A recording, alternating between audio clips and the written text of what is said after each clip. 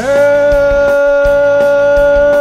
everyone, this is Tim with Online Big Blue, bringing you the best in New York Giants sports talk and entertainment. Well, the scrimmage is over, and it's been over for a little while now. We did a little Twitter video yesterday.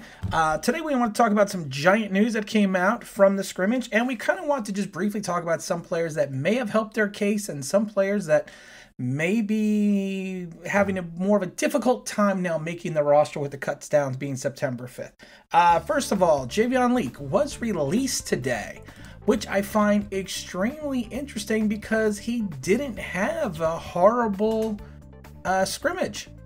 And he has a reputation being an explosive running back and kick returner. And he kind of showed both at the scrimmage. He had a kickoff return, brought it out to the 34-yard line. Then he had a nice run around the end that went for almost 20 yards. I mean, he did a good job. He took advantage of the spaces, but they decided that this kid Feaster, who they signed the other day, they're gonna give him the job. I'm a little surprised by that. I'm gonna admit that, because I thought, like I said, Javon probably did a lot, I thought, to help his cause and not really hurt his cause. But you know what? It's up to Joe Judge and the coaching staff to make these decisions. So you know what? We're just going to have to just roll along with it. First, I wanted to get into the quarterbacks. Of course, Daniel Jones is going to be set in his position, but Colt, McCoy, Cooper Rush, and Alex Taney. You know what? Interesting games had by all. Alex Taney is a goner. Let's just face facts. Cooper Rush looked really good. He played really well. Colt McCoy looked really good as well at times. So I'm thinking that, you know what, it's pretty much that they're going to say goodbye to Alex Taney, which is not really a big loss. Maybe they'll bring him back as a coach or some type of assistant or some type of quarterback assistant coach. I don't know, but you know what? You know, like I said, Colt McCoy looked really good. He had a really nice, if you saw the scrimmage, he had a really nice, well-placed back shoulder fade pass to Coleman to set up a field goal at the end of the first half. So you know what? He looked really good. And like I said, Cooper Rush had his moments as well. So I don't know if they're going to go 3 quarterbacks deep. But if they did go 3 quarterbacks deep, I would not be shocked, because like I said, Cooper Rush at times I think can really be an asset. One of the things that I want to also talk about is the wide receivers. Coleman, I think he cemented his spot, you know, behind our big 3. I think CJ Board, who had a good game receiving, but a terrible game in reference to fielding kicks. You know, he muffed a punt, and then he foolishly fielded one near the sideline about the 3-yard line. So, I mean, that's why I find it interesting that they got rid of Leake. I mean, they could have at least tried him out on punt returns. But I'm still very surprised by that. But like I said, I think CJ Board, if you go by just his receiving acclimates during the game, I think he is solidifying himself in the 5th spot behind Coleman.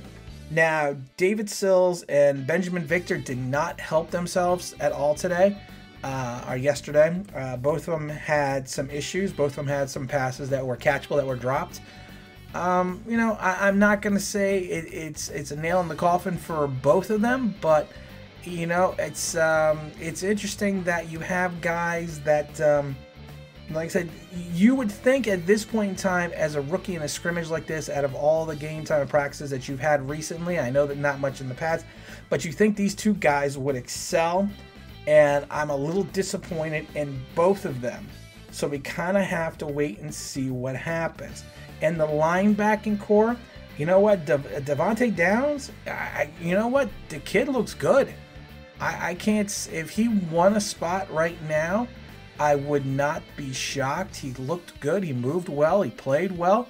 I am getting a little concerned about what's going on with Blake Martinez, only because of the fact that we are not really getting any information about him from the Giants. We just keep hearing Joe Judge talk about how he's waiting. You know, he's gonna talk to the training staff about it and see what happens. So that makes me a little bit nervous right now. You know, but like I said, Devontae Downs looked really good. Ryan Conley looked really good. He looks really good in pass coverage. He had that one play on Tola Ola. I can never say, you know, like we always say, the kid from San Francisco that's 9 feet tall, 6 inches. He had a really good pass play against him. How the kid caught the ball, I do not know. And then right after that play, Ryan Conley had a tackle right at the line of scrimmage. So you know what? He seems to be moving well. He seems to be, flowing with the defense. And that is a really good sign. Another player that I was a little bit surprised about was the cornerback, Prince Smith. He was picked up not too long ago, and he had he was very active and had some good plays in the defensive backfield. So you know what? I'm a little curious to see how he progresses into the final week or so leading up to the September 5th cut. I don't think he's going to make the team, but I do think he could potentially be practice squad material again. I think he was on the practice squad last year, not for the Giants, but you know what? I did find his play extremely interesting. Tyler Haycraft. I can't remember his name, but Tyler out of Louisville. He actually looks really good. Matt Parrott, you know what? He actually had some plays that were really nice. He had a great downfield tackle on the, I think it was on the Saquon Barkley run, which was actually really nice. So, I mean, he showed good hustle and showed good shape that he can, move that, and he can move that fluently. And he looks a lot bigger than I thought he was. He's starting to seem to fill out faster. He seemed to be gaining some muscle and some strength. So, Matt Parrott, I don't know, could he be could we have two rookie tackles? And let's just talk about Andrew Thomas real quick. Andrew Thomas had a rough night a couple times against Lorenzo Carter and against Leonard Williams. You know what? But he did look good at times as well. So you know what? It's one of those things you're going to take. It's like anything else. You're going to take the good. You're going to take the bad. But you have to just take it all at once. And he's a rookie. We're going to need to deal with that. We potentially could have two rookies starting on the line, so we may have to deal, we're going to have two rookies, a first-year full-time starter, at center, and I don't know. Outside of Zeidler, like I said, I don't think the line is set because the line looks spooky at times. And I don't mean scary good, I mean just scary because it was almost like almost like someone was turning on the faucet and they just let the water run. Because the defense, I do not think our defensive line is this good. I do not think Lorenzo Carter is this good. I just think that our offensive line had an extremely poor night. And that's kind of where I'm going to leave it with the offensive line. One receiver that I did forget to bring up would be Bachman. Bachman looked good at times, and and I laughed because it was with Alex Taney at one point in time. He had consecutive first downs to Bachman, so you know what, he had his moments in the game as well. But like I said, I think he took a little bit step ahead of David Victor Cruz Sills and Benjamin Victor. You know what? Also, and I'm gonna Dion Lewis. Dion Lewis looked like a really good acquisition by Dave Gettleman. I was a little bit interested to see how the veteran was going to play. He actually played extremely well. And just a couple of the players that I think really helped their case. Also, one of the players would be Cam Brown. He was excellent on special teams throughout the scrimmage, and he started with a solo tackle on Coleman near the sideline on the opening kickoff. So you know he looked well. He looked good as good as well. And like I said, Tay Crowder actually played played some active ball.